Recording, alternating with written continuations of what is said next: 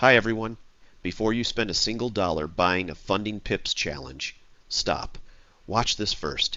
I'm about to give you the entire Funding Pips playbook in under 5 minutes. I'm not just talking about the basic rules on their homepage. I'm talking about the hidden traps, the exact math behind the drawdown rules that trip everyone up, and the payout conditions you need to know to actually get paid. If you want to avoid blowing your accounts, stick around. Real quick. Trading these challenges alone is a recipe for disaster. I post my personal setups, analysis, and free signals over on Telegram. The link is right there in the bio. It's free to join, so click it now and trade with a team instead of by yourself and join hundreds of traders who print money every single day in my community. Alright, let's get into the rules. Funding Pips offers 3 main paths. Let's break them down, and then I'm going to explain the drawdown rules, because that is where 90% of traders fail. The accounts. First, the 2-step challenge. This is the industry standard. Phase 1 target is 8%. Phase 2 is 5%. You have a 5% max daily loss and a 10% max overall loss. The best part? No time limits. Take a month. Take a year. No pressure. Second, the 1-step challenge. 1 phase, 10% profit target. Same loss limits. It's faster, but risky. 1 bad streak and you're out.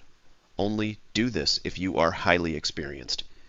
Third, instant funding. No challenge. You pay, you get a funded account immediately. The catch? It's expensive, and the drawdown rules are usually tighter with a lower profit split.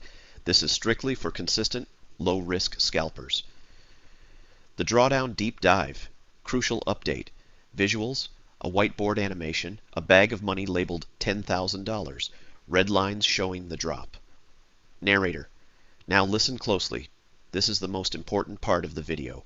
How does Funding Pips actually calculate your loss? They use specific logic that catches people off guard. 1. The daily drawdown, 5%. It is calculated based on your balance or equity at the start of the day, 5 p.m. EST, whichever is higher, and yes, floating losses count.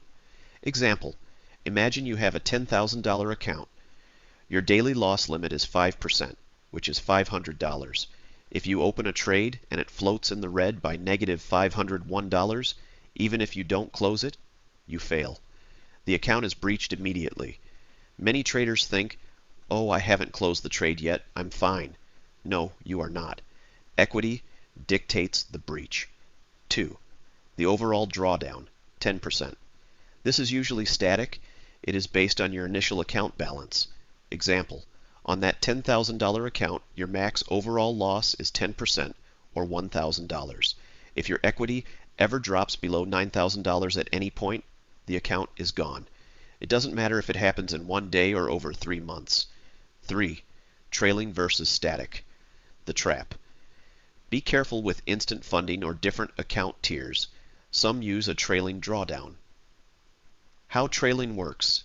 If you make $500 profit, balance goes to $10,500. Your max loss limit might move up with you. If your limit trails and you give back that profit, you might hit your breach level sooner than you think.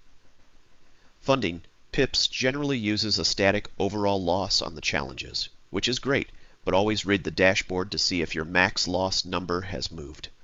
Now that you understand the math, let's look at the gotchas, the rules hidden in the terms of service that get you banned. Trap 1. News restrictions. On specific account types, you cannot open or close trades 2 minutes before or after high-impact news, like CPI or NFP. If your take profit gets hit during that window on a restricted account, you lose the profit and maybe the account. Trap 2. The toxic flow rule. Do not try to cheat the system. Using high-frequency trading bots, tick scalping, or arbitrage EAs will get you flagged for toxic trading. They want real traders, not algorithm exploiters. Trap 3. Lot size consistency. If you usually trade 1.0 lots and suddenly you throw a 10.0 lot size on a Hail Mary trade to pass the challenge, they can flag that as gambling behavior. Keep your risk consistent. Trap 4. IP address issues. Don't let your friend trade your account and don't log in from 5 different countries in 1 week. It triggers their KYC alarms and looks like account management.